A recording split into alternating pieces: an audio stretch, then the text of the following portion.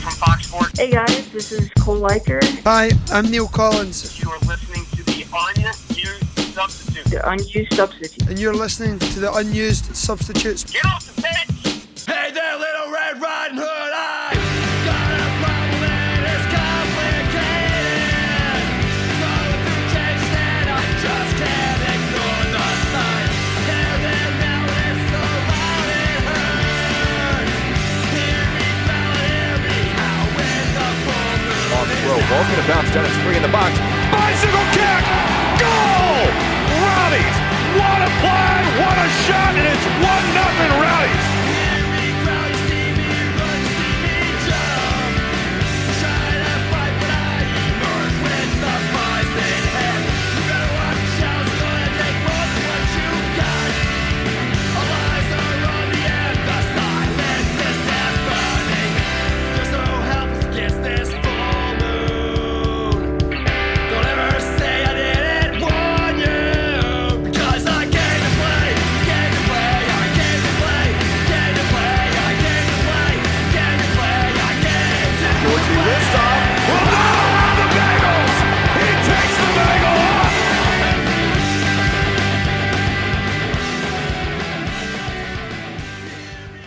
Good evening, everybody. It is 8 o'clock on Wednesday night. You are listening to the Unused Substitutes, your Rowdies Talk Radio, your green and gold gospel. The, oh hell, how are we going to get there this week? Live on Radio St. Pete, part of the Beautiful Game Network, and sponsored by Roughneck Scarves, and brought to you tonight by executive producer Randy Gainforth. Thank you, Randy. So I ran into, well, I guess I got to introduce you first, too. And looking at me from the other side of a webcam, a man who has never, I don't even know what I'm going to say. Just, Steven, how you doing? Yeah, it's okay. I don't matter. There's You're so all much good. crap going on tonight, I can't keep track of any of it. This is true. But I don't need no introduction. I'm not worthy. So I ran into last week's producer, Jeff, at the game. We were out there getting some beverages, or as I like to say, supporting local youth soccer, because it was a fundraiser for the booth was a fundraiser for one of the local teams down here, and he's reserved the right to deliver his content at some point in the future. I told him for this week, but Randy has more than made up for it, I'm going to say. He gave us a list of some things that he would like us to talk about. So we'll get to those later. Yeah, there's like 3 or 4 points in there that we're gonna hit up. That's good, because the show notes are pretty thin this week. Well, so it's a lot of angry rambling at this point. Yeah, and there's so much that like doesn't matter. Like the tables barely even matter at this point. I cut the whole points per game table out, and honestly, I have the updated one, but I'm just gonna look at the live table on the USL website anyway, and there's so much that just doesn't matter going into this weekend. Yeah, but then there's so much that does. It's the USL Eastern Conference. Nothing matters anymore. Enjoy Arby's. Exactly. All right, so let's get into it. Final home game of the regular season, because there will be a home playoff game. I promise. If not, you can, Stephen will refund your money. We have someone to blame. Thank you for stepping up and committing seppuku. I appreciate that. That means I don't have to do it. I stepped up and pointed the sword at you. It's all you will refund next year's season tickets if we do not get a home playoff game. I have that in writing. It looks like my writing, but it's still in writing. Oh, okay. So last Saturday, huge game, huge implications for both teams.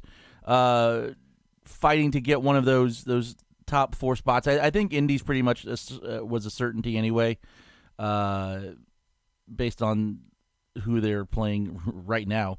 And we're going to keep an eye and update some of these games as we go along. But the Rowdies and Indy 11, it turned into Rowdies and Indy 1-1. Stephen, what happened? I mean, it was a pretty typical Rowdies Indy game, wasn't it? I mean, that's pretty much par for the course at this point for what this matchup looks like, right? I mean, it's a draw, right? Because that's what these two teams have basically done every week. I mean, let's be real. No, So we had a chance to run in. We got a chance to talk to Scott Stewart, who does the Steal Some Time pod with Kelsey. And this was the biggest takeaway for me coming out of that game. There's absolutely no reason we didn't win that game. We should have won the game like 4-1 easily. Gravity distortions around the goal. It just, I mean, we could go into Cthulhu references. We could do all sorts of things at this point to try and explain what happened. But it just, that game like logically didn't make sense. I don't know how when we watch, and I've seen the game now twice just to see like just how well we played, because my God, we played amazing. We had time and opportunity after opportunity, and just, I don't know how we didn't score some of those. There's at least 4 that we left on the table that honestly should have just been, it was easier to finish the shot than it was to miss the goal. Right. On at least 4 occasions. I don't know how it didn't happen. I mean, not even the Leo injury slowed us down. Because Taku stepped in and he did great by all accounts. Right. Looking at the statistics of his performance, looking at his positioning he looked fine. Malik playing on the left side, he looked fine too. That is just absolutely ridiculous that we didn't get a win, because we did everything we needed to get that result. Can I throw some stats at you and tell me if you just were going off these stats, what you would have assumed? By all means, fire away. All right, possession. Rowdies 60.7 to 39.3% for Indy. Now, going off the way the season's gone so far, the more possession hasn't been a good sign for the Rowdies, but it's nearly 61% possession. You feel like you've got a chance to make some things happen. No offsides, 7 corners. I got to get to the really good one here. 24 shots. Now, let's counterbalance that. 6 on target. So 75% of the shots were not on frame. 11 of those were blocked. 8 shots outside the box. A third of the total shots from outside. And then 16 shots from up close. If you read those stats, it feels like a better than 50-50 chance that the Rowdies win that game. Yeah. But we don't even get a goal Absolutely. from the run of play. Yeah. And it's mind-boggling, too, because we played a great game against a great team. Because let's be real, Indy's a fantastic team. There's a reason why they are in a top 4 position right now. They've been good all year. They've been really, really, really good. I don't know how we didn't put in 3, because we played well enough to do it, undoubtedly. And I just, it's crazy to me. Now, quickly on the goal allowed, it was, what did we talk about last week? What are they going to do? If they're going to sit back and they're going to counter, because you don't need to press forward. You don't need to do a counter press. You can just sit back and you can just let the play happen in front of you. So what happened? That's what they did. And guess what happens? We have a poor turnover in midfield. Ball gets away from Doherty. He's not able to connect with, I think it was like Gonzati or Taku that was trying to slide back into challenging a ball, but Indy beats us to it. And guess what happens? Going the other way on that quick transition, it's literally a 4-on-4. Mm-hmm. Yeah, you're not winning those battles very often. I'm sorry. Like, you could be the best defense in the world. You're not going to very commonly win a 4-on-4 break, like a fast break. It's just not going to happen very often. And so, Dane Kelly finishes a goal, because that's what Dane Kelly does, because he's historically been one of the best players in lower division history, quite frankly, in this country. So that was pretty standard. That was a pretty run-of-the-mill type play that we've come to expect that the Rowdies are going to give up maybe once a game. That's pretty common at this point, because of the fact that we press forward almost arguably too high. That's what we talked about last week. It was one of the topics of conversation, was what was the transition between the early part of the season and the late part of the season. And it comes down to what kind of defensive effort or defensive priority you're putting on the field. We stopped playing back. You look at that play. Our four roughly offensive players are all up the field sitting on the back line. Our 5 or 6 defensive players are all sitting on our back line, and there's nobody in the middle on that play. And that is exactly what has been killing us for the second half of this season. Quick transition. There's nobody in the midfield because everybody's playing too far forward. And as a result, you're getting outnumbered in the midfield in a transition. It's causing easy passing opportunities for a quick counterattack and a quick, easy goal. And that's the difference right now. That's the difference between the early part of the year and the latter part of the year. So that's been kind of standard. I still don't know how we didn't win that game, even with that. Because that was really the only real great chance they even had in that game was that one opportunity. And they managed to finish it. And we have a good 4 or 5 that should have gone in. At least one of those extra ones besides the PK. I'm a little speechless. I'm a little dumbfounded by because there's no rhyme or reason why we didn't win except for just really bad luck finishing where we weren't putting away sitters.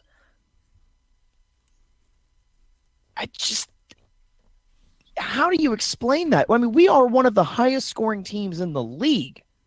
Still going into tonight with the highest goal differential. I think by 1 goal. Still the 1 goal edge over New York. But I think Nashville's up to 30 now. But either way, right. Yeah, either way, they don't count. They're not in the league next year. They're at 30. Yeah, I just don't. It really is bewildering, how we didn't do it, because every opportunity we had was really good, and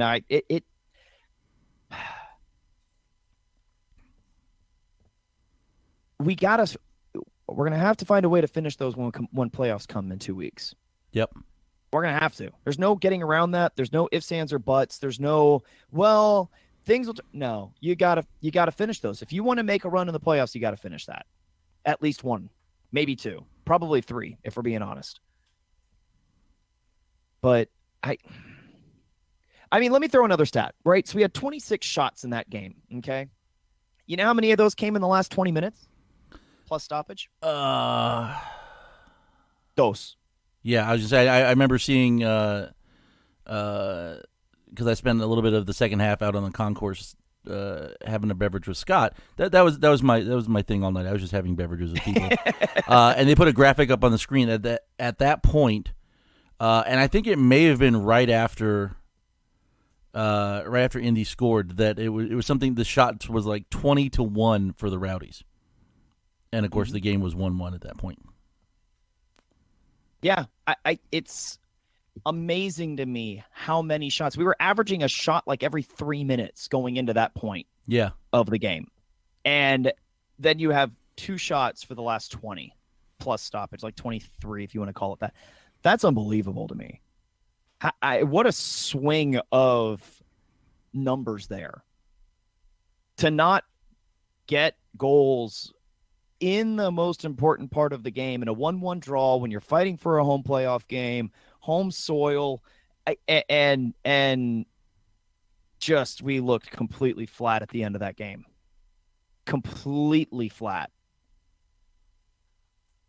We weren't producing a lot of decent opportunities. If you watch the last 20 minutes, that's a snooze fest. Yeah, there's nothing there. Well, and it's as soon as Indy levels, I mean, it's just bunker and protect. They were happy to get out of that game with a draw. They were fine with that, knowing that we needed the win to have any chance of passing them up. So as soon as the scores level, it just became an exercise in hit and hope at that point almost. Mm-hmm. Yeah. It is what it is. I mean, like I said, I can't be critical of the performance overall. Yeah. The result, the performance, there's not really. Necessarily, it's little tidbits. It's sections of the games. It's individual moments. I mean, you're going to have defensive lapses. It's really, really hard to get shutouts. I'm okay with allowing 1 goal against a team like Indy. That's fine. Just score more than 1. Yeah. How about this? Can we make an actual like shot on goal result from a corner kick for once?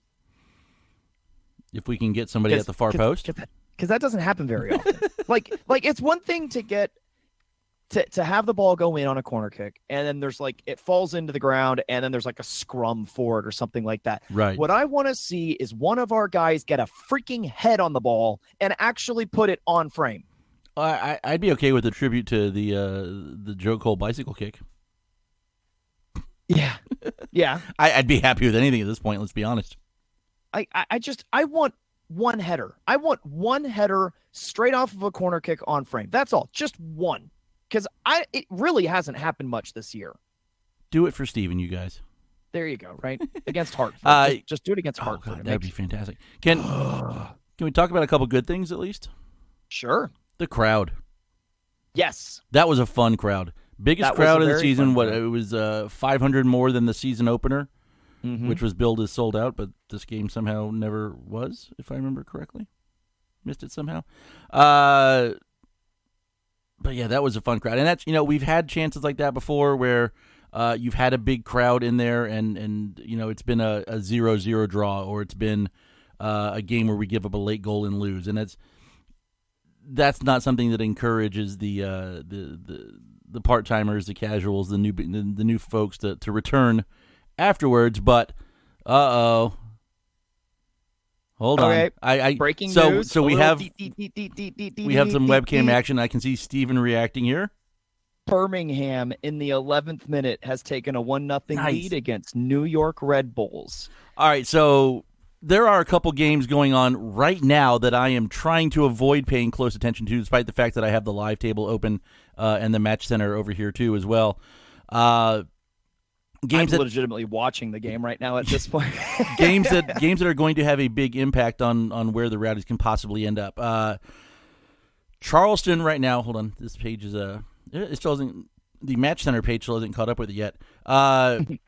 Charleston and Memphis are in the 56th minute on here, so probably several minutes later. Charleston leading 1-0. That puts Charleston right now into the 9th position. St. Louis is 10th. Birmingham is out until this catches up, because then, there it goes. Birmingham is now in 9th place, 43 points, level with Charleston. St. Louis is currently out of the playoffs right now. Birmingham and Charleston are both in at this point in time. Birmingham's in 9th place on the overall wins tiebreaker.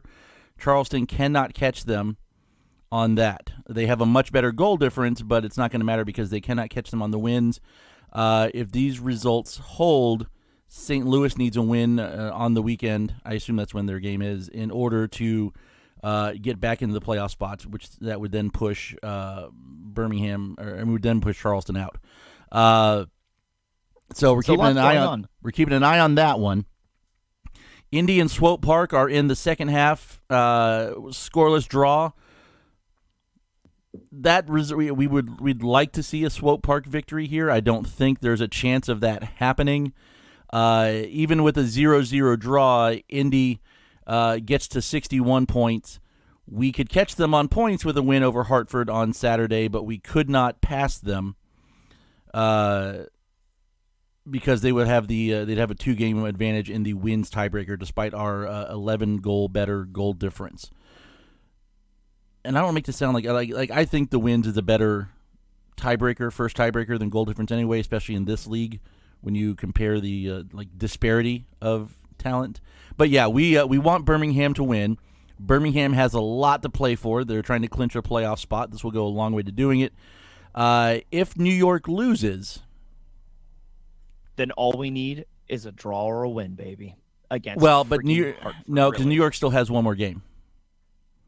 Well, no, but if New York loses tonight, but then a draw, we got a point. a draw then we puts have a us point advantage against them.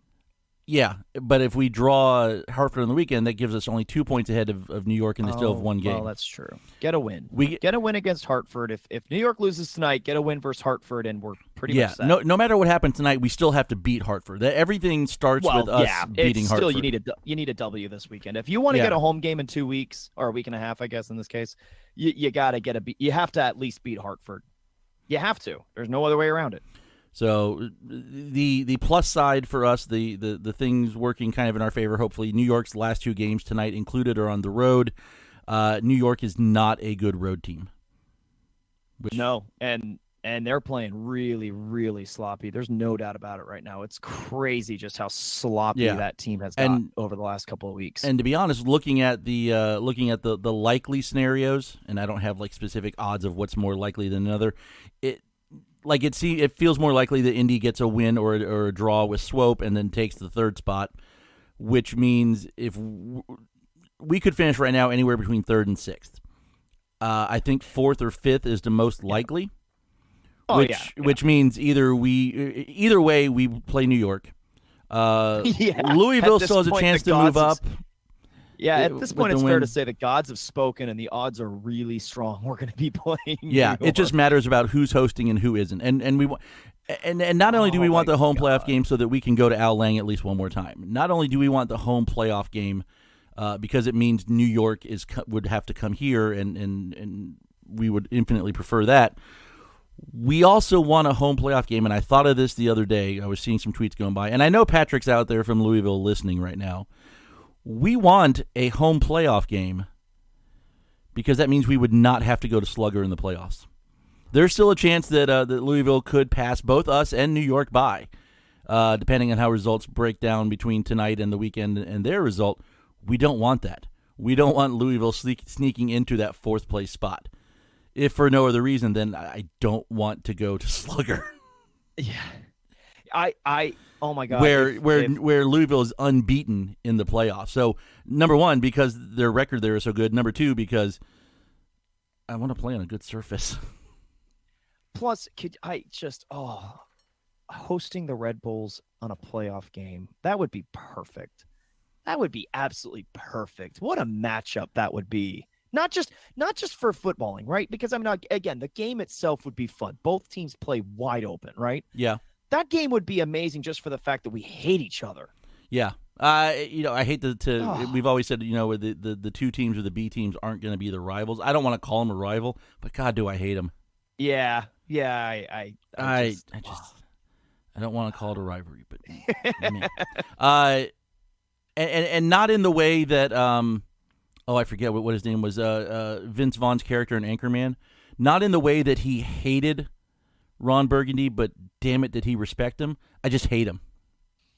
I don't even want to admit even grudging respect. Hate him. I hate him because I respect him so much. I think that's my angle on that against Wolniak, for instance. That's the one, especially after the diving crap from last year. I hate him because I respect him. I hate him because I hate him. I hate him because he's so good, damn it. Like I would, if I had to pick the Red Bulls out of the bear pit at the San Diego Zoo, I'm dropping them back in. Eat up, bears. Well, hate them. All right, so we will probably periodically break in with results updates as they warrant from those 3 games. The first 2 are about a half hour away from ending. I think let's hear what is it. Indy's tied 1-1. Yeah. Is it 1-1? Both teams have scored now? Looking like it. Because it was like 5 minutes ago. It was 0-0 when I looked at the. Yeah, I'm looking at a 1-1 result right now. Well, yeah. Okay.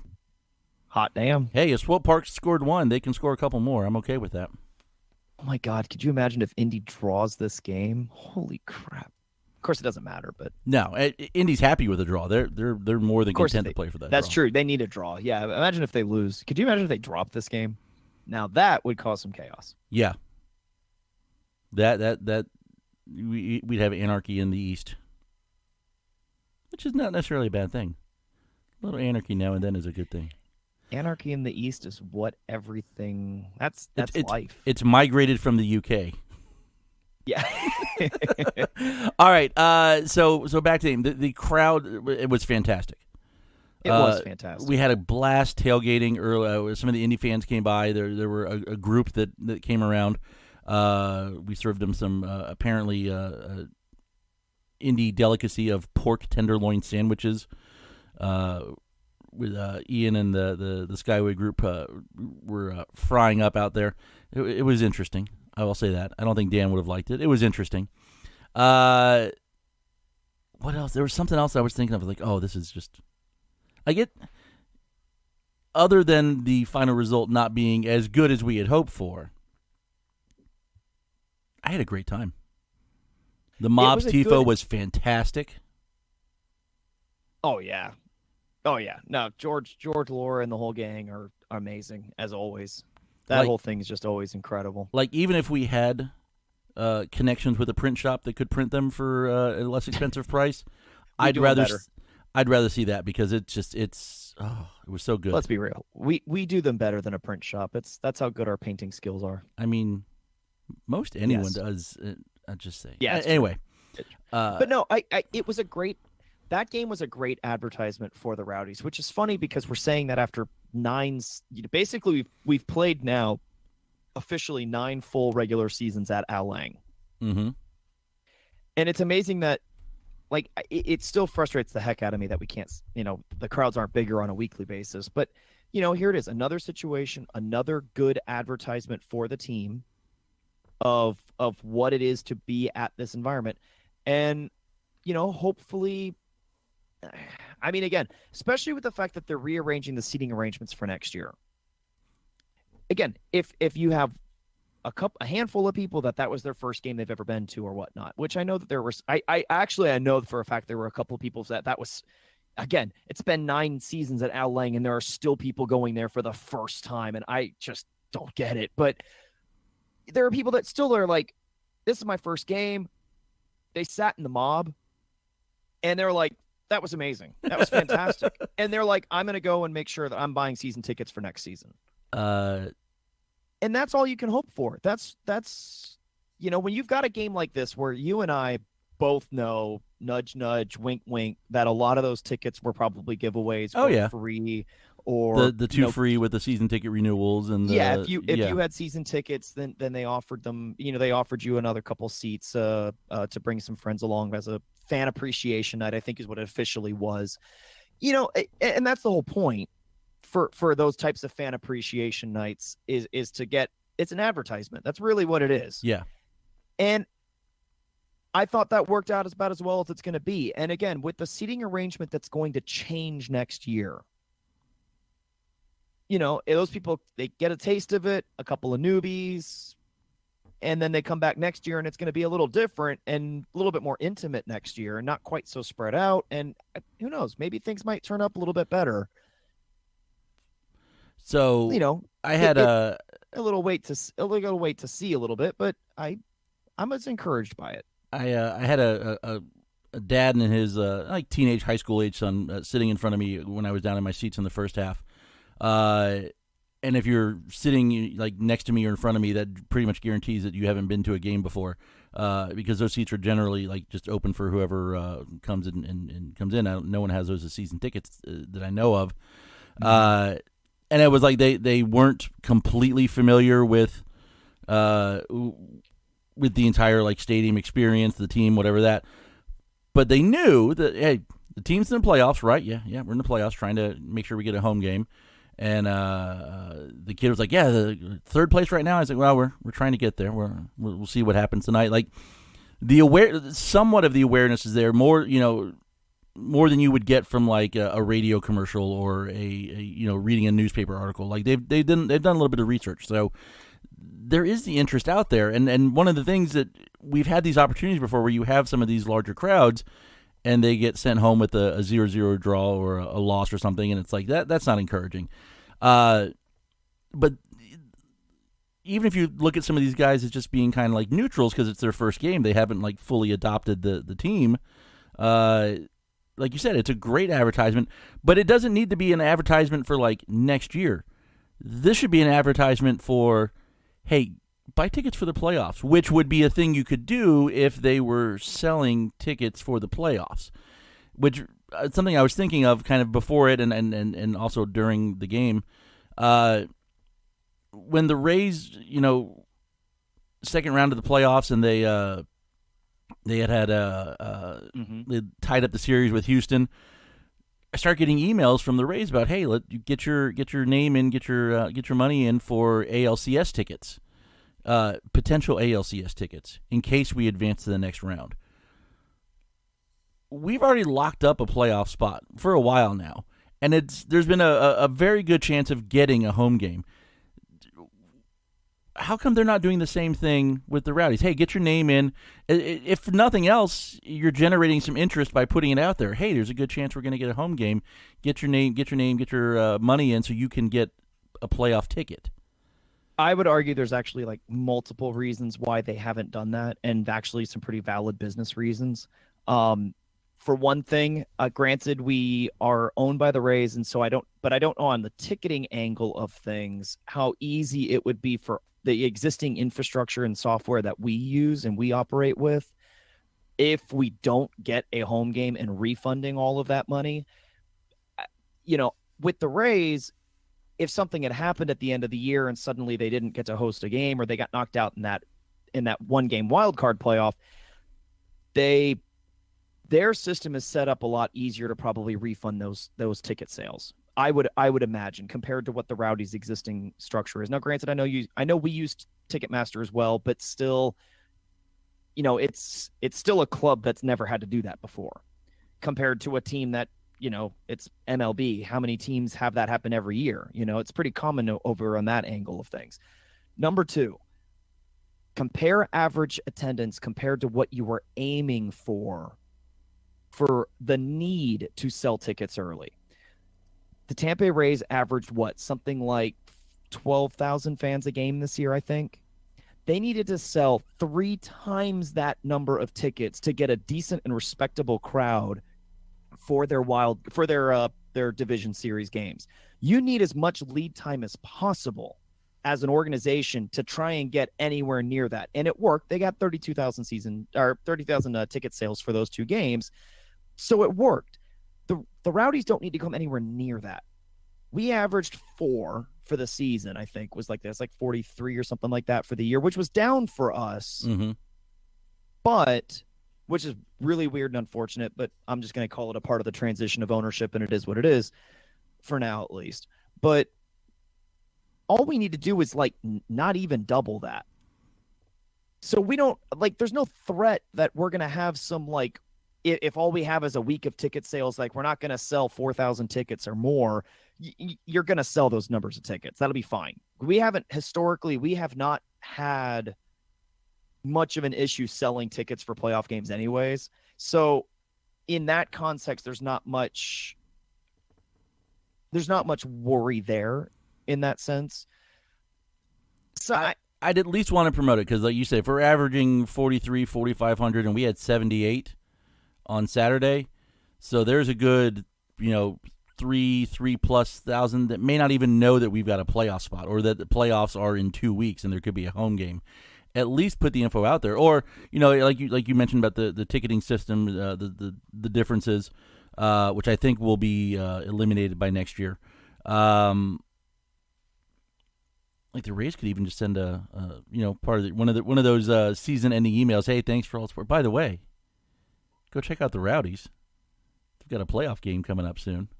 I would expect a bit more synergy. A lot of things that we did this year, I'd expect more of that again next year, and things like that. But yeah, I think it makes sense that we didn't see that. Not to mention, you also don't want to have that kind of embarrassing moment. It's one thing that everybody expects, one of the massive major league teams to do things like this, and then if they don't make the playoffs at the end or they don't get to host a game, it's not that much of an egg on face moment.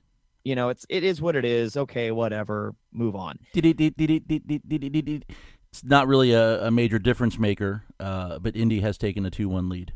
Oh, darn it. That's too bad. It matters whether they're 4 points ahead or 3 points ahead of us or whatever, or 6 or 8, whatever it is.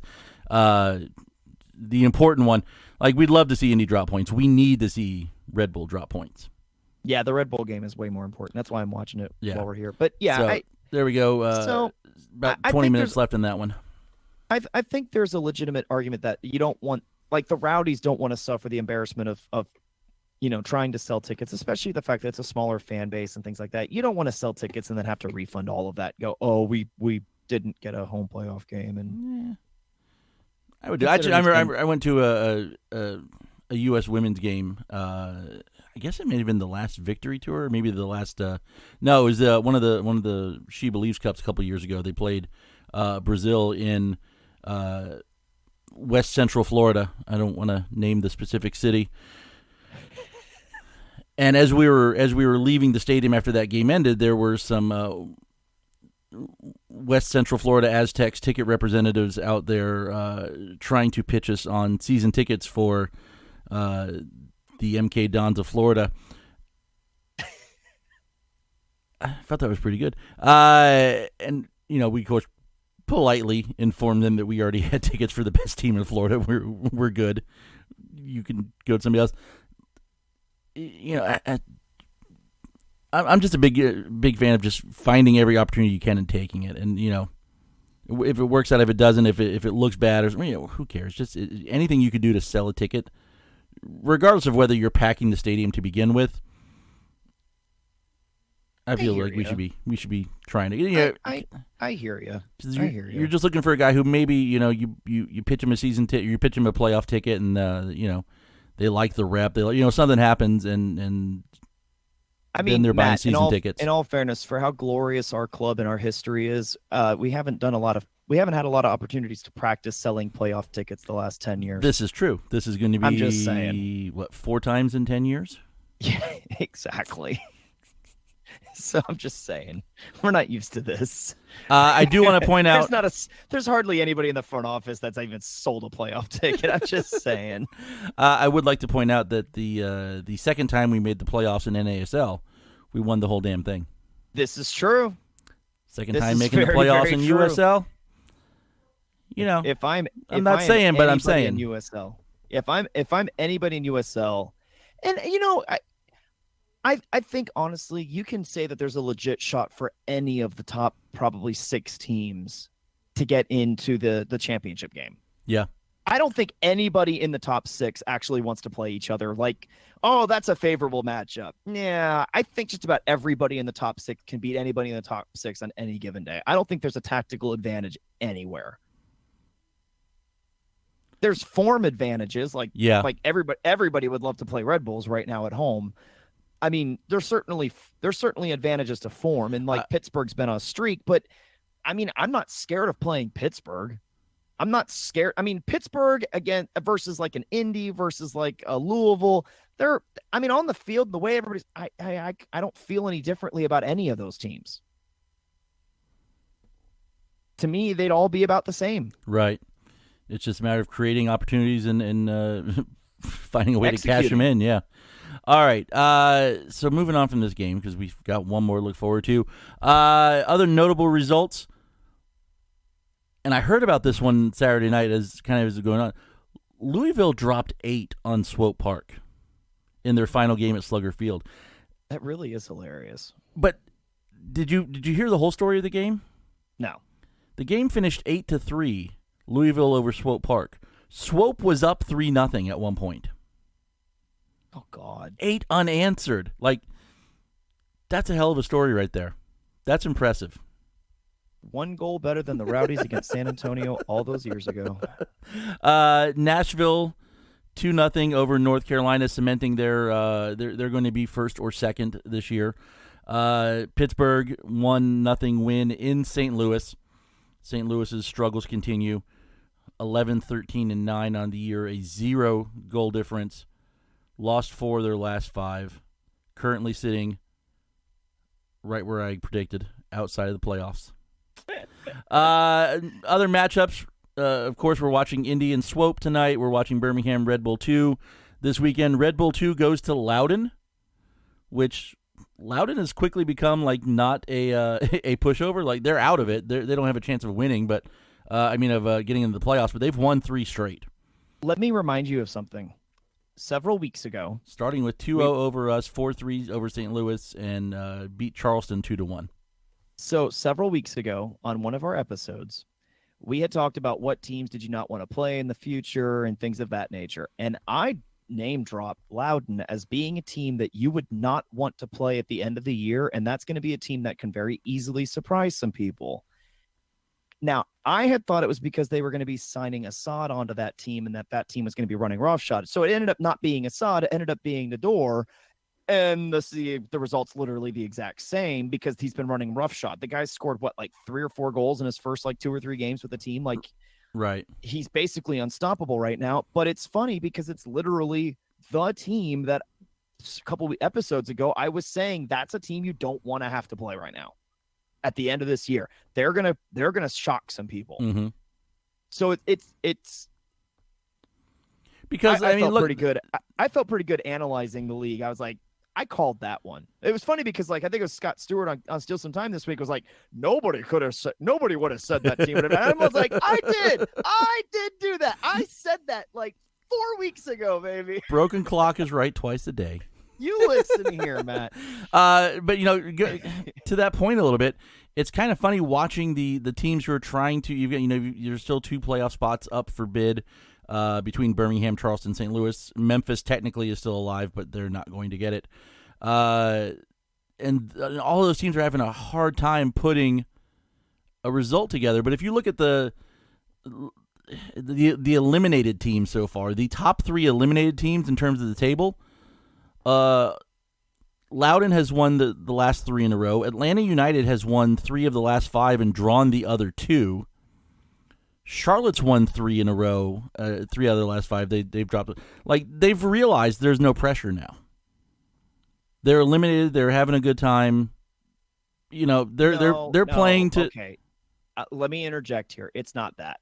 It's part of it. These are guys that are desperately trying to play onto a roster next season. Yeah, they're playing for next season. That's what it is. There's tons of pressure because these guys. Yeah, it's a different kind of pressure. It's not. Players, it's individual instead of team pressure. Yeah, because every one of those guys know that at the end of the year they may be unemployed. It's not there's not a guaranteed roster spot for somebody to land in. They can be very well unemployed, and some of those guys' careers might be ending. I mean, Andrew Carlton's probably going to be okay. Well, yeah, but if nothing else, he can come play for us Charlotte. after all the work he's done for us this season. Yeah, but a Dominic Adoro at Charlotte may or may not get re-signed anywhere next year. There's no he's got no guarantees right now. If assuming, of course, that's this is his last year in Charlotte in general, but there's tons of individual pressure on every one of these players to keep performing and to do as best as they can to play onto a thing. So you can't take anybody lightly. Because everybody's future is always in jeopardy. And probably more so in a league like ours, where basically the whole league basically signs 1-year contracts.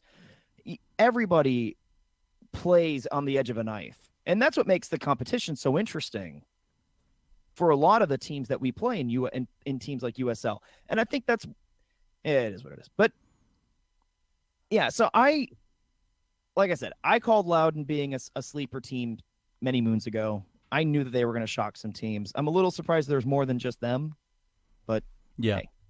Hey, so here's the current up to the second table. Pittsburgh Riverhounds first place, 65 points. Oops, hang on here 1 second. They will play. Oh, this always takes forever to load. I should just do. They will play at Birmingham to finish off their season on. Is it Sunday? Nashville. They're one of the ones playing on Sunday that we'll already know. Nashville, 64 points, 1 point back, and will finish up. I think we said they're going to. Yeah, they're hosting Atlanta United 2. Now, here's something interesting. Nashville needs to at least get a result from that. Well, preferably win. If they're a point behind Pittsburgh, they have 1 more win. They have 3 more goals in the goal difference column. If they can get a win, they can hop to first place. They're going to play their last game without their head coach, who is suspended. Be interesting to see. And against an Atlanta United club that has pulled off some interesting results at times. Indy is currently playing their final game of the regular season. They're done after tonight. Yeah. Until the playoffs. So they're looking to lock up their spot. We are currently in 4th. By 1 point ahead of Red Bulls 2, and Louisville's in 6th on the wins tiebreaker. Like I said, if we can win, if Red Bulls can lose tonight, we can lock up 4th with a win on Saturday. Because we're 1 point ahead of them right now, and if we win, then they would have no chance to catch us in the wins. Also, Louisville would not have a chance to catch us in overall points because they're sitting on 57 also with a game to go. North Carolina, 53 points in 7th place. Ottawa, 52 points in 8th place. Those are your teams that have locked up playoff spots. Birmingham currently by the overall wins tiebreaker with 43 points in 9th place. Charleston with 43 points but 2 fewer wins. Leading, I believe they're up to 2-0. Yeah, 2-0 over Memphis right now. They win this game, Memphis will be eliminated, and we'll just be down to 1 or 2 more teams trying to get into that spot. St. Louis currently sitting on the outside with 42 points, 1 game to go. They would have the tiebreaker advantage in overall wins over Charleston, but not Birmingham.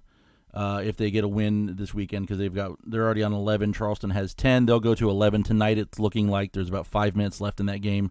They have a 2-goal lead, so St. Louis would need a result. It would need a win just because draw will not get them where they want to on points. Charleston still has 1 more game, I think, coming up after this too, and Birmingham. And we're not going to worry about the rest. Memphis technically alive, but that's going to be done in about 6 minutes. Getting hectic near the end of the year here, Stephen. Oh yeah. It's getting hectic. Well, we'll see. I'll say some of this for the Hartford preview. So, Randy Gainforth is our executive producer tonight. Sent him a message earlier in the week. Said, hit me up with some info, some questions, some thoughts, some topics. He gave us a couple. Yes, he did. Yeah, and pretty good ones, I would think.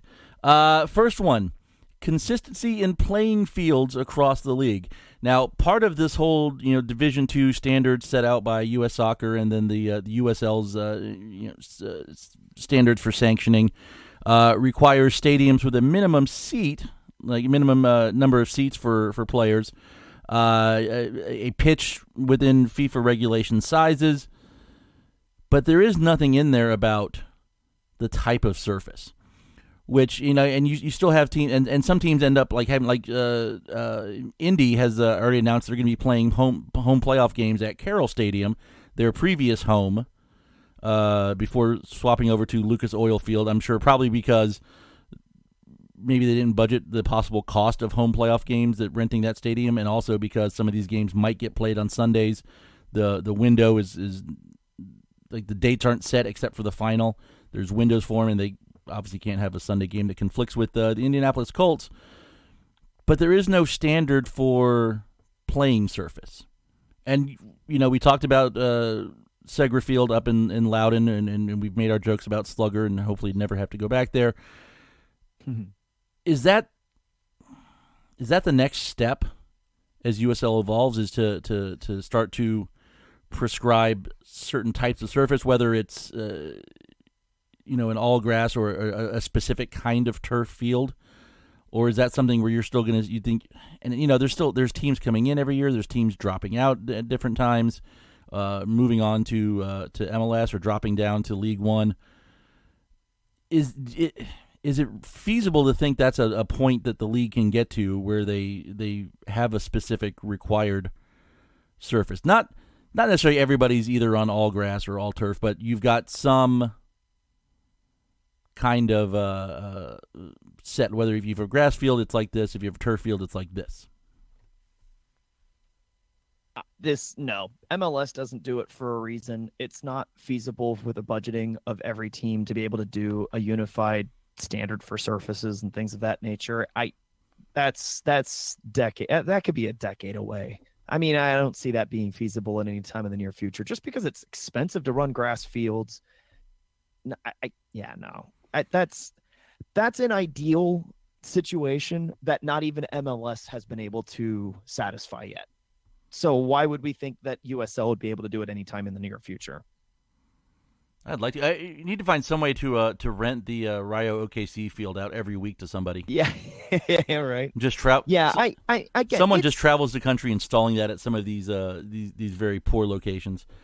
Yeah, I mean it's an ideal. I mean it's Red card to Birmingham. It actually, there's an interesting story on that. It was actually originally issued as a yellow card. There was a breakaway down the kind of right center of the pitch, and Culbertson came in and did a little trip on the back feet right before the New York Red Bulls player made it into the box, and so the referee called the foul, originally gave a yellow, then consulted with the AR, who was right in front of the play, and then changed it to a red.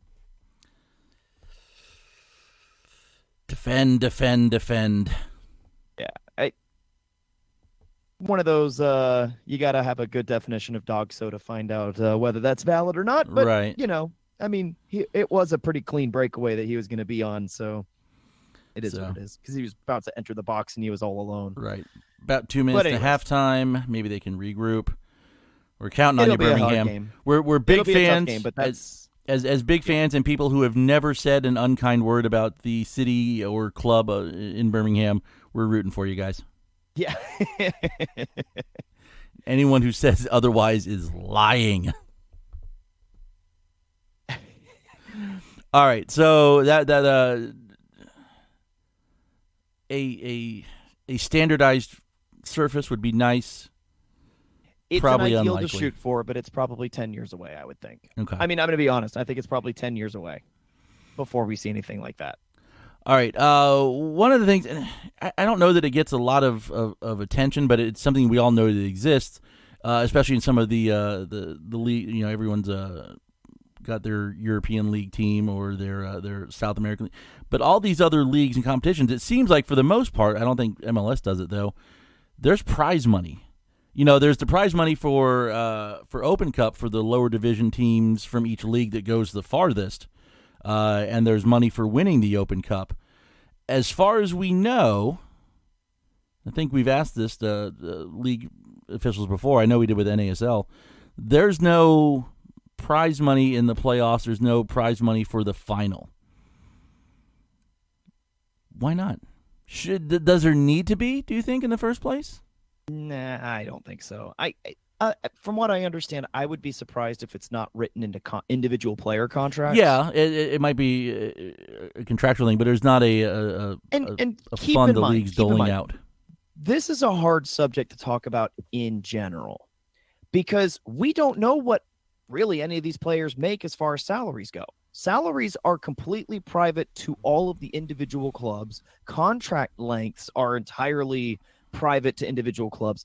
So Now, it's kind of a difficult question to answer in some ways because, okay, sure, maybe the league doesn't, but that's not to say that they probably can't get funds or can't get bonuses Right. for each round of the playoffs you make it into or whatever. Because I'm sure I would think that they probably do.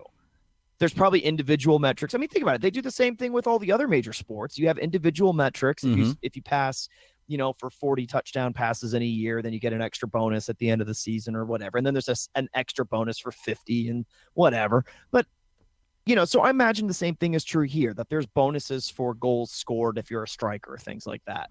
So I would imagine. But again, we're not privy to those details. The clubs, it's one thing that that bothers me about lower division soccer in America is that we have no idea what anybody makes. Is that going to change next year with the union? Because MLS's player union publishes the salary information every year. I'm going to be honest, and I'm going to say this from the heart. I really, really, really, really hope so. And here's the reason why. I talk to people all the time that are not soccer fans, that don't really care about anything, or people that are soccer fans and don't go to Rowdies games at all. One of the leading questions I get, are these guys even paid? Yeah, I'm telling you. They are paid. We know that part. If you follow the team closely, you know they get paid. Everybody knows these guys get paid. They're Right. not playing for free, and they haven't played for free in 10 years. Everybody knows these guys get paid. If you've been watching this team and going to games, you already know the answer to that question. But if you don't go to games right now and you're living in the Tampa Bay area, your first question is, do they even make any money playing this or playing for the Rowdies or doing that? Like, do they even get paid, or is it semi-pro, or is it amateur? There is I would argue there are thousands of people in the Bay Area that might be more interested in this team if they actually knew there was a budget for player contracts. Like, if they knew that, say, somebody was making like 6 figures in a year, that would raise some eyebrows, I think, in this area. And so, and not to mention, that would change the entire ball game of how the off season goes in terms of like media outlets and fan engagement, because now suddenly everybody can now talk about roster building. Hey, this player's making X and X money over on this team, and he did pretty good. I bet we could fit him in over at a decent budget here. Whatever. Granted, there's no salary caps, but I can at least external set that everybody knows. I mean, there's been arguments that there's some internal ones, but either way. But then there's the knowledge out there that, hey, this is if we want to try and get this guy in the off season, or if we want to try and work a trade, here's where it's got to be. Or maybe if we can't match the salary, we can juice up the perks, the benefits, the opportunities for outside income. Let's be honest. It would put an immense amount of pressure on every front office in USL Championship if they suddenly announced or made some degree of salaries public. Because you got to remember, these guys are competing. It's second division American soccer. These guys, to get any of these players here, are competing with literally the entire world. Yeah. Because there's nobody that's coming out of college right now that's of that age, or somebody that's playing overseas that's going, man, I really want to come and play for the Ottawa Fury. I can guarantee you there's probably nobody on the planet that's really, really edging to play for like St. Louis FC. No offense, Hooligans. No offense, the guys up there. Oh, by the way, Birmingham just scored a second goal. Whoa! Hello. Yes! I figured I'd drop that little tidbit right in the middle of that. That's exciting. I have never wanted to have a sound recording of the mob doing the yes chant any more than right now, and I could just hit a button on the stream deck over here, just yes, yes, yes. In less enthralling news, the Charleston-Memphis game has gone to a final. Charleston's won 2-0. The USL standings page hasn't updated just yet, but I believe that will eliminate Memphis from the playoffs. I mean, yeah, it totally will, because they would have had to won both games and get some help also. So they're out. Oh man, that's a big second goal for Birmingham. You get really excited right now. You can't even think. That in first half stoppage too. Oh yeah. Oh wow. We're well into stoppage time. It was a free kick. So there's a foul. There was a foul in front of the touchline, right in front of the bench. Okay. Caused a big scrum as far as coaches arguing the call and whether it should be yellow card, red card type stuff like that. So we already had 4 minutes of stoppage assigned. We were into the 5th minute of stoppage time, and Birmingham just lobbed one into the box. Well, and keeper never came out. So the ball went far post. Birmingham won that header, went back into the 6-yard box. Ooh, there on it the goes. Opposite far post at that point, and a header finished on that goal. So it was kind of just a hope and a prayer, and it 2 headers in a row, and bam, you're up 2-0. The USL Match Center page. It was like the 6th or 7th minute of extra time, according to this, when they got. Man, Indy has won their game, so they are going to lock up the third place spot, which we felt like was what was going to happen. To nobody's surprise whatsoever. All right, so let me refresh this real quick, because I believe this is going to have Indy officially locked in the third. Yeah, Indy finishes with 63 points. Indy and Swope Park are the first 2 teams to finish the regular season slate. There are 2 spots and 3 teams not eliminated yet. So it's just down to Birmingham, Charleston, and St. Louis for those last 2 spots. At the current table, man, that's a pretty looking sight right now. Birmingham, 9th place, 12 wins, 43 points. Charleston, 10 wins, 43 points. That's including the games currently in progress. So, Good times. the Indy result was icing, but the Birmingham result, if this holds, is going to be the cake. But again, it's New York. They're capable of scoring goals. I got to believe. I was going to say with a 1-goal lead, it's hard to come out there and play prevent defense the entire second half. But leading 2-0, Birmingham's got to bunker down that second half, don't they? This is exciting. Oh, yeah, thgoing to have to. I mean, they're going to go buy an extra bus at halftime, sub it on for one of the players. Pretty much. I mean, they're going to be playing. You're going to have 1 in goal, and maybe 9. Well, no, because they've got the red card. So 1 in goal, 8 defenders, and a forward. Is what it's going to be. All right. So there was your breaking news, interjecting moment into where we are with the league. So this is like transfer deadline day live over here. I know, right? That's a great analogy for what's going on right now. All right. So we do have one more topic that Randall did want to ask us. Although I do want to just one more thing about actually 2 things. One thing I meant to mention way back in the recap of the last game. So we mentioned Leo was subbed off early with an injury. Taku came on, played very well in the game. I'm not a doctor. I don't pretend to play one on the internet. I don't have any inside knowledge. But I'm just going to say that when I left the stadium Saturday night, I saw Leo walking what looked to be comfortably back to his car. No ice, no bandage, no boot or anything. We'll wait and see. But I think he's good to go, or will be good to go by the time the weekend rolls around. I hope, at least. Yeah, the Birmingham fans are not very happy over here. That's a new one. This is the Magic City Brigade Twitter post. Wow, that's a new one to us. Give a yellow card. Wait until the free kick is about to be taken, and then change your mind and give a red. Truly out of the box awfulness from pro referees. I mean, I don't put anything past them. Somehow or another, that goal got called back for Birmingham. Wait, what? I don't even know how that happened, because obviously I don't have audio right now. But yeah, that's interesting. I wonder what the story is there. Maybe an offsides. Huh. Do not like. That's fascinating. Let's see what happens. I'm reloading the Match Center page because it went to 2-0 and said boom halftime. So I'm seeing if they've updated this here. Yeah, because when the broadcast cut out, they still had 2-0 on the scoreboard. But all the Twitter feeds are definitely 1-0, and our friend in Louisville who listens to the show very honorably was letting us know too. So we appreciate that. Thank you, Patrick. Do not want. Anyways, we have one more topic, and then we wanted to go ahead and quickly preview Hartford, which you could have saved the injury news for Hartford. But anyways.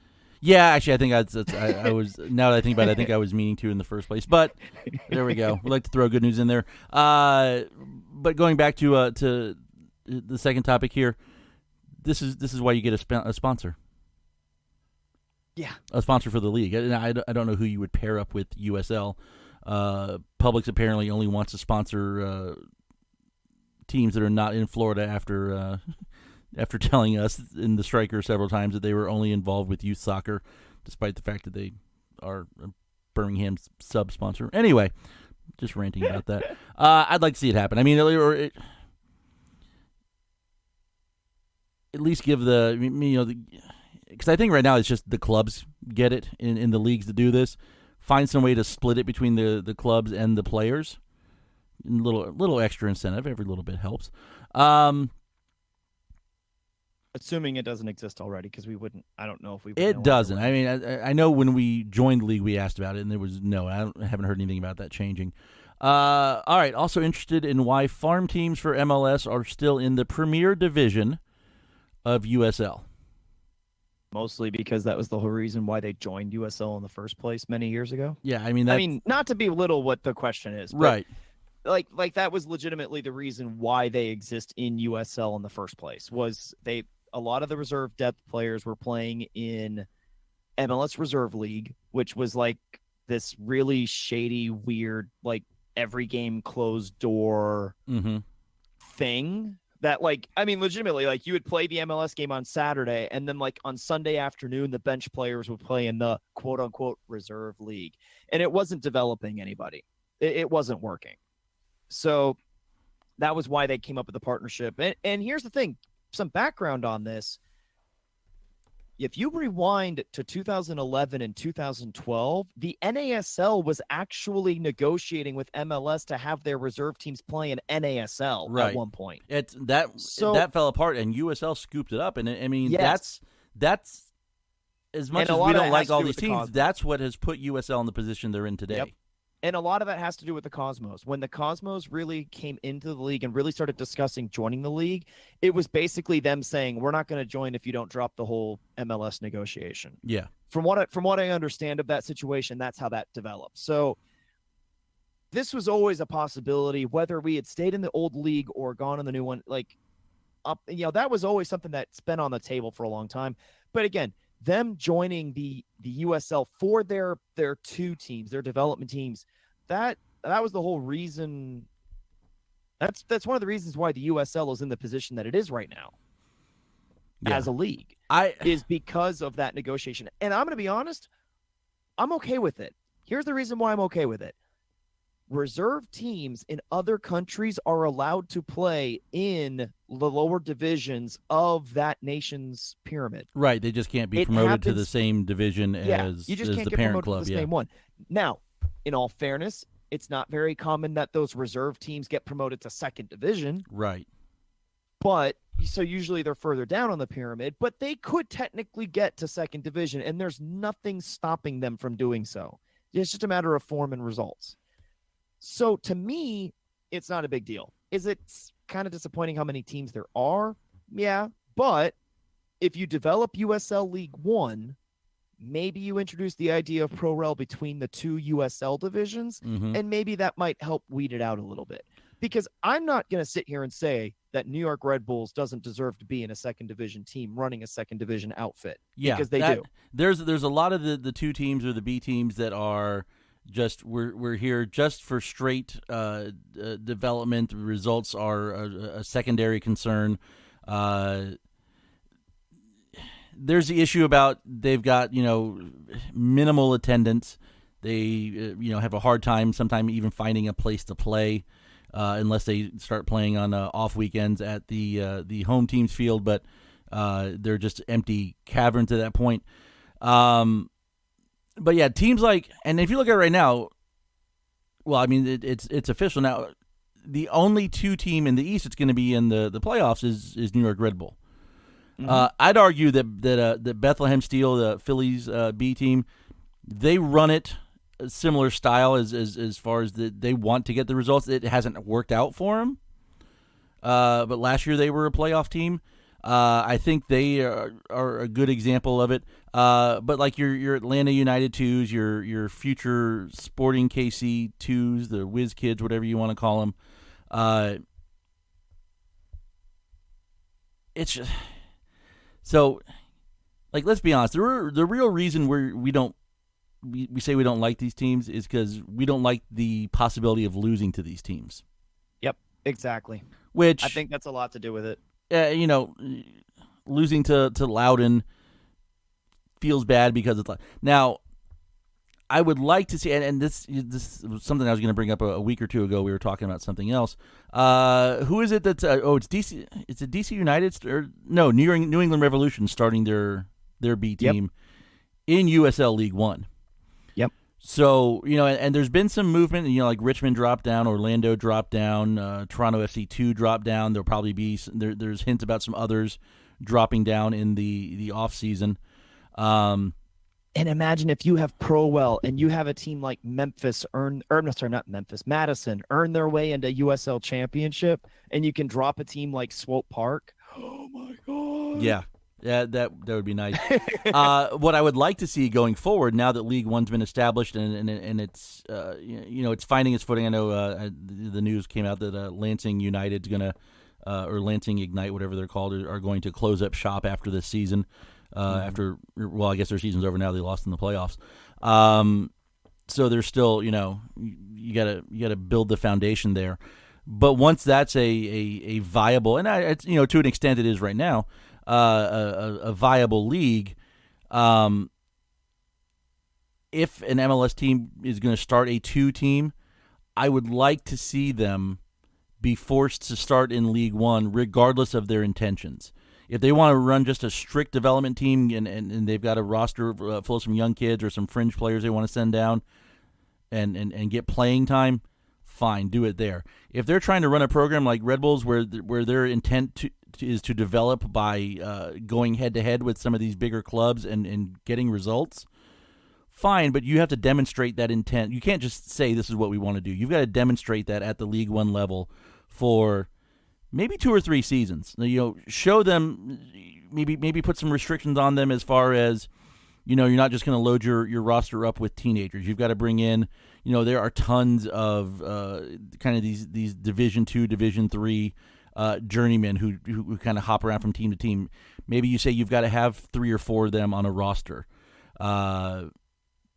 You've got to have some, not that you have to win the league, but you have to demonstrate somehow between the guys you bring on the team, the way you run the club, before you could be considered as joining the championship, even if it's not through a pro rel kind of system. If it's just through you've done it, you've shown that you're willing to put the time and effort and the money into it to run this like a club, which I'd argue Red Bulls and Bethlehem probably do. Atlanta, I don't think is that interested in running that kind of thing. It wouldn't surprise me to see Atlanta drop down, although I don't think they've mentioned it or have said that they're open to it. But it kind of seems like it would be a good spot for them.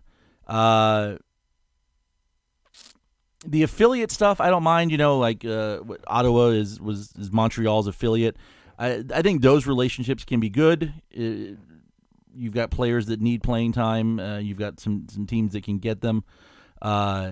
It's a good way to kind of set it up for them.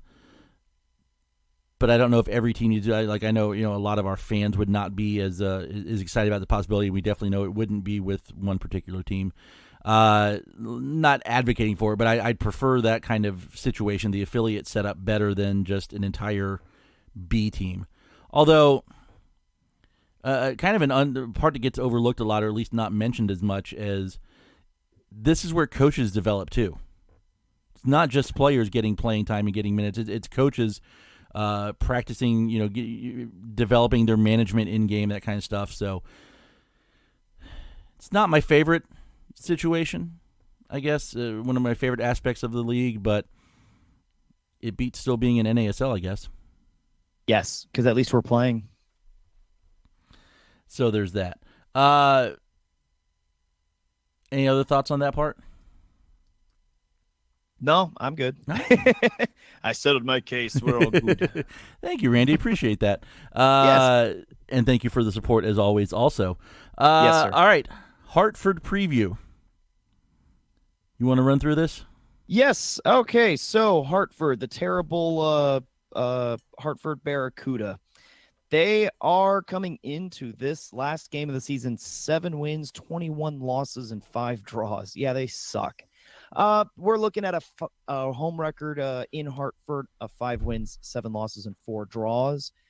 They are 1-3-1 in their last 5. The Rowdies absolutely ate their souls 4-0 on April 6th. Their leading goal scorers have less than half, I think, of what we do. Angula and Walshik have 6 apiece, and Delgard and Dixon have 5 apiece. Swartz also has scored 4 goals. It takes like 3 of those guys to almost equal what Guinzotti's done. Yeah, it's pretty scary. Assists-wise, 3 guys have 4 apiece. Barrera, Dixon, and Washik. So obviously we're seeing a trend there with some of those names. Shots taken. Angulo has 45. Jorgensen has 38, and Dixon has 37. And then, of course, chances created. Barrera has created 42. Williams has created 30, and Jorgensen has created 27. On the goalkeeping side of things, this is laughable. They've only had 1 clean sheet, and it's Cody Cropper in net earning that clean sheet on the season. They're conceding a whopping 2.4 goals per game. They're only averaging 46% possession. So it's not even like teams are bunkering against them. Nah, they're not nothing. they are only scoring a goal on average only about every 63 minutes, looks like what we're looking at here. Of the goals they've scored this year, only 9 of them have come from outside the box, keeping in mind that's still like double what we've done, which is sad. And they have had 1 goal from a direct free kick this season. Nothing special about the Barracuda really whatsoever. They have been pretty just awful. All right, I'm gonna pause to verify this, just because the second half has just started and Match Center. No, it's legit. Birmingham leads 2-0. I haven't even, since my computer decided to randomly reboot, I haven't had a chance to restart it yet. 1 minute ago, New York Red Bulls 2 tweeted, "We are back." Second half underway. 17 seconds later, goal. Jeez. Birmingham Legion. Jeez. Yes. Oh my God. It just went to 3-0 on the Match Center. Okay, I gotta get this thing open up. Yeah, This is get the actual video because I haven't seen. I've got confirmation of the second goal. I have not seen anyone tweet anything about a third goal. Holy crap! Patrick, tell us what's going on. I know, right? What the heck? Where are you, Patrick? I can't believe my computer just like randomly decided to reboot in the middle of a show. Like that's the weirdest thing. Yeah, It's that's just like, happened. Oh, sorry. That's happened to me before. We went through a streak like of that. we're just gonna decide to end. No, but- it's 2-0. Okay, so I think dos a cero.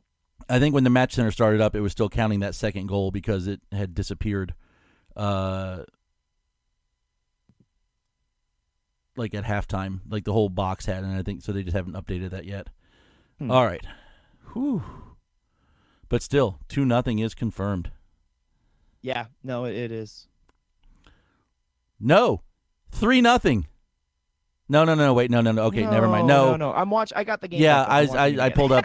up on the Match Center, like on the individual match page. They have the like play-by-play, and they had set it on there, but they'd never taken the second goal off on that page. That second goal was scored in 33 seconds into the second half. It was a left-footed shot from outside the box, went far post on the ground. It megged the defender that was marking the goal shooter, and the keeper had a bad jump on it as a result. Thank you, Prosper Kasim. I think he's one of the guys that scored against us, so well, it's okay now. It's all under the water under the bridge. We'll take it. Wow. Now they got a bunker, right? Bunker. So this is cool. Cool. I'm glad I got my thing back up. Cool. Anyways. Oh, I got to record that part. Mark the tape. Yeah. All right. Prediction time. This is one of those. Right. This is a game where, on paper, we should win this easy. You said they were like 1-3-1 in their last 5. Yes, sir. That one win was their last game, where they smashed Birmingham 4-0. Which is kind of scary, actually. So there's talent there. No one's questioning that. But this is a game on paper we should win easily, and we need to play this game on paper. Might be better than their surface. I'm not sure what their pitch is like. Although I think their field is okay. Actually, that's a good question. Is it turf or grass? It's turf. No. I mean, it's an outdoor. I mean, it's like an old high school football stadium. I think. Let me look it up real quick and see. It is. You think and put your but it's Dillon Stadium. Wait, isn't that from Friday Night Lights? What? Clear eyes, full heart, and wasn't that Dillon? I mean, Dillon, Texas, but still.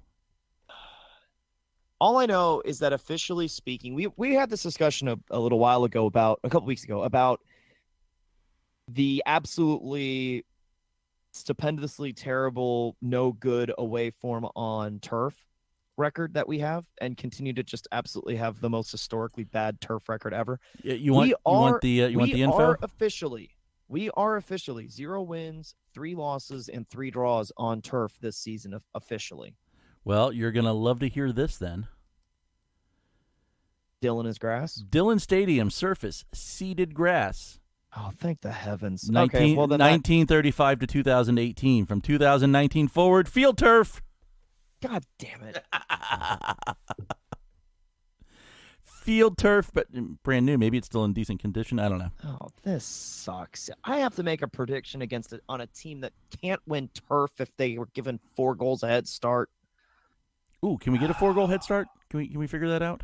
At this point, I feel like we would have to have any chance of winning this game.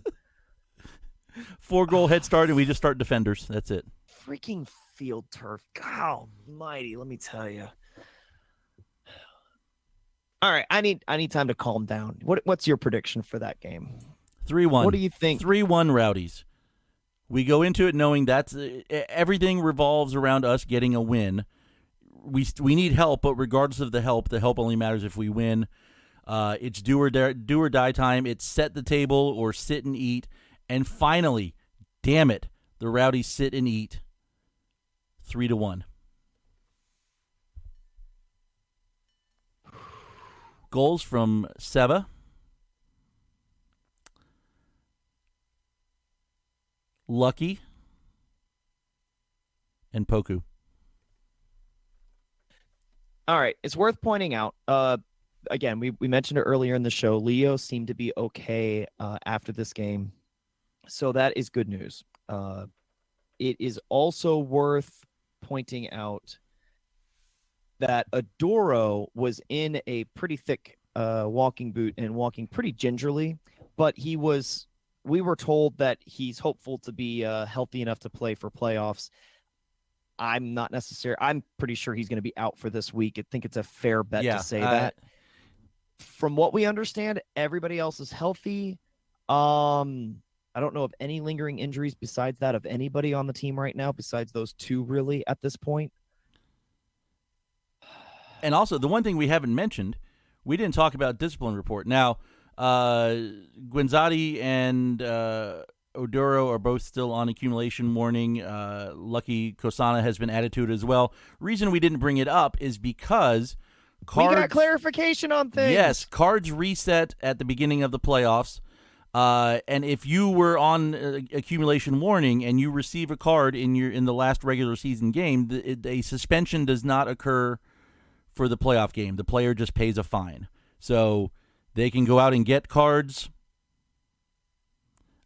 Now, if you get a straight red, or if you get double yellow, like if you earn a red card in the game, because the discipline report is just about we might need more clarification now. Discipline report is just about the accumulation, like the stacking up of yellow cards. If you get a double yellow or a straight red in the last game, does that carry over to the playoffs? It should. I would imagine. I'm pretty darn sure about that, actually. Like really, really sure about that one. We'll talk to our contacts I at did get USL some and find out. I did get some clarification. Leo is pretty heavily 50-50 at best for this weekend. They might rest him, even if it's not necessarily a major injury. It might just be at a precaution. Maybe he comes in off a bench, if anything. Right. But yeah, his participation this weekend might be pretty doubtful. Well, and at this point, yeah, we want to win and get the home playoff spot, but we have the playoffs locked, regardless. If he's iffy, I say you hold him out, and you want to have him healthy for the playoffs. You know there's a playoff game regardless. You'll need him for the playoffs regardless. Yeah. If it was for to get a playoff spot, then that's one thing. Even then, I'm still kind of iffy on it. I always lean towards protecting the players as much as possible. But yeah, I would if it's iffy, then shut him down. And you know what? It's okay. We've got plenty of outside midfield depth on this team. We haven't had a chance to use it a whole lot. We haven't really used it a whole lot in general lately. It certainly served us when a lot of people went down earlier this season. So who knows? I mean, there's plenty of options to fill in because Najem is healthy, Barry's healthy. You brought in Taku. There's plenty of choices at this point. So not too concerned about it. Not to say we don't love you, Leo, but there's definitely depth on the team that we against a team like Hartford, we should freaking win. But it's on turf, so I can't be confident. We love you too much, Leo. That's what. This is true. I hate turf so much. Oh my God, I hate turf. I'm gonna go the sad route, and I'm gonna say we struggle to get a 2-1 victory. A 2-1 victory would be a glorious victory for the fatherland. There is no struggling to it. Any victory. Again, the prophet, the philosopher, Dominic Toretto. It doesn't matter whether you win by an inch or by a mile. Winning's winning. And right now, the Rowdies are winning the Birmingham Red Bull game. So this is week 34. So let's just say welcome to the 34th week of the Hunger Games. We volunteer St. Louis's tribute. There you go. All right. Well, we're about at the hour and a half mark, so let's wrap this up because otherwise we'll just keep on going and talking our way through the whole Birmingham Red Bull game, and I can't take the tension. We love yous. Who do you got? I know who I think I know who you're going to say, and I'm not going to steal it. Hey, you are not stealing another one from me after giving me the microphone for having my prediction come first. I'm just saying. I'm not going to let you do that again. I am going for Laura and George for their inspirational work on the TIFOs this year and again this weekend. They are unbelievable. Besides the fact that they're unbelievable people, big hearts, and amazing human beings, they are incredible artists, and they've led that effort time and time again, and that was another masterpiece this weekend. So that's my We Love You for today. All right. That reminds me, we clinched it. We were talking about it at the Shamrock the other night. If we clinch a home playoff spot, there will be a impromptu 2-pole painting party by Skyway. I have a one I've had in mind for Tejada for a while that I will put together and have out there. But you didn't steal mine. I thought we were gonna end up going the same one. But yes, yours is definitely good. I'm gonna send mine out to Dave. Yes. Dave making his return, his glorious alley-like return to Al Lang Stadium in the team's time of need. It was great to see. I saw a couple pictures of him in the stands, cheering and celebrating. I saw him a couple times at the tailgate. I saw him at the at halftime when I'm walking around the concourse. It's good to have Dave back. Dave's been one of the longtime fans and supporters of the show too. So my We Love You is definitely for Big Dave. All right, thank you to Wolfface, to Radio St. Pete, and to Shamrock for everything you do for us. I'll be out at Shamrock on Saturday for the watch party. Thank you to you guys for continuing to find time to listen to us, and please continue to share, subscribe, rate, and review. If you'd like to support the show on an ongoing basis, go to patreon.com/unusubspod. Want to be an executive producer? That's a $10 a month and up perk. So get your name in. We're getting through our first batch before we start heading back to ask people for more content. So more people we have in there, the nicer it will be. Thank you to our sponsor, Roughneck Scarves, the official scarf supplier of MLS, USL, and U.S. Soccer. Get custom scarves for your group or team at roughneckscarves.com. Thank you to the Birmingham Legion so far, hopefully. Just missed a shot, too high, right-footed shot from outside the box. 30 minutes to go. It's definitely squeaky bum time. Thank you, Steven, for being here as always. I will talk to you sometime soon. We'll be back here next week. Yes. And remember, we will be back next week. A home We're going to have a win. Playoff episode next week. Playoff special. It's going to be playoffs. Now, next Wednesday will be the play-in games, won't it? And we are definitely not playing in one of those. That's important to note. We can finish. We cannot finish in 7th place. We will finish higher than that. So we will definitely 4th, 5th, or 6th. We're definitely out of there. Week. Yes. We won't be playing twice next week. Well, because it's Wednesday and then Saturday. 7 days. Yeah. But we'll keep an eye on those games too and see who ends up in there. We'll if we finish where we think we will, we'll know our opponent. The play-in games won't really matter to us, but we'll know future opponents. The only other date that's really set, I mean, we like hinted at it earlier. USL Cup will be on Sunday, November 17th, aired live on ESPN2. Oh, and now this isn't going to be... Oh, and for what it's worth, I've already reserved the weekend off for some extra vacation time just to make sure. Here's how interesting that week could be. Here's how interesting that week can be, especially if things go our way. the U.S. women play in Jacksonville the Saturday before on the 10th. No, Sunday before. Sunday the 10th, they play in Jacksonville against Sweden. It'll be one of the first games with whoever the new head coach is. Looks like it's going to be Vlatko from NWSL coming in and taking over, is what it sounds like.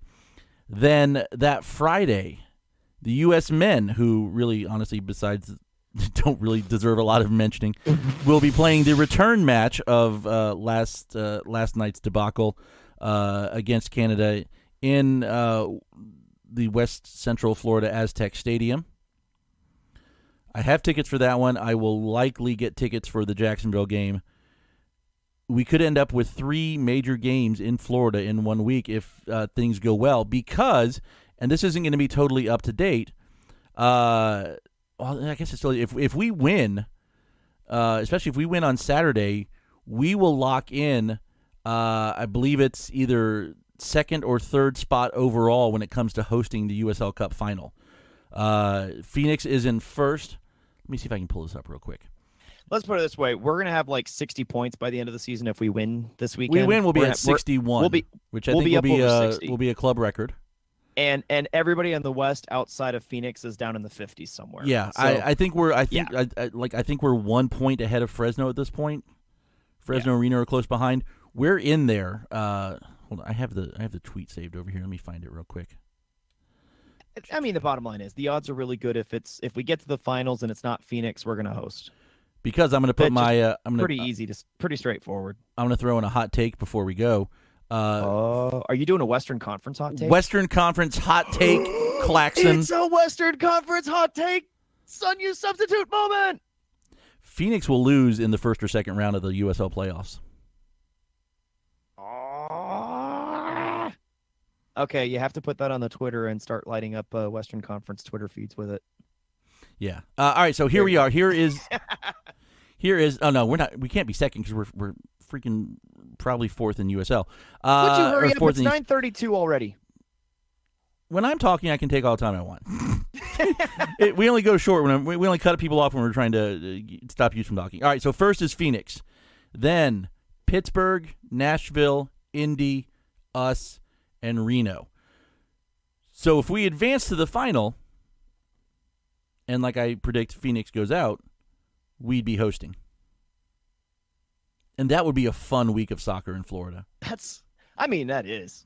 I'd go to all. I will go to all 3 of those games just to say that I did it. Yeah, right. Women's game, men's game, and USL Championship all in the same 7-day stretch. Yeah, that's awesome. Yeah. West coast of the state, middle of the state, east coast of the state. We'll reverse that as far as like the order they go in. That'll be fun. That's an interesting week. It's cool to live in Florida. All right, let's. We live where you vacation. Ha ha ha. Sorry, there was something else I was going to bring up. A Florida man story I saw. Oh no, I won't do that one. All right, there's plenty. All right, we'll be back next week talking about the previewing the home playoff game.